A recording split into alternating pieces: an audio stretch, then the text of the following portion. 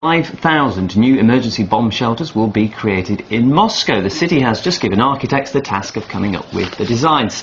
So let's speak to our correspondent Ivor Bennett to get a few more details on this. Ivor, why do the authorities want these shelters building? That's the big question. Why? Well, it's because there are only enough shelters at the moment in the city to house and shelter around half the city's population, which, compared to other places in the world, isn't out of the ordinary. That figure is sort of 50% coverage. For example, Switzerland is the only country where there are enough shelters for the entire country's population.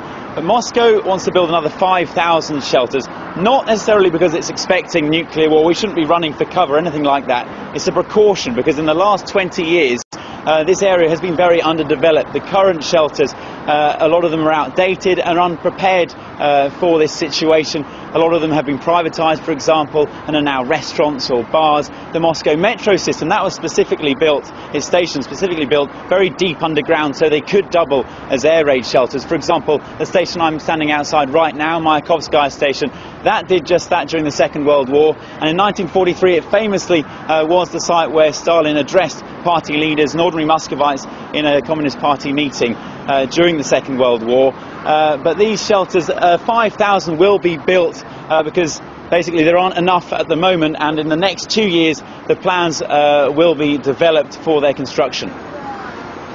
Okay, so we've got the time frame, but Ivor, where are they going to be located and what will they look like? Well, they'll actually be quite small, hence the high number of them, 5,000, and they'll be dotted around all over the city, because the metro system at the moment, in the outskirts especially, is quite far away from where a lot of people live, and the authorities say that in the event of a nuclear outbreak, people need to reach one of these shelters within a matter of minutes. So they'll be basically where people congregate, so underneath apartment blocks, underneath shopping centres, sports complexes, parks, places like that. And they won't be very deep, not as deep as the metro system, around 10 or 15 metres deep underground. And there hasn't been any mention of cost yet, but a prototype is being developed at the moment. The architects have been tasked with that, and so that this uniform prototype will be developed, and that apparently will speed up production by 10 to 15%.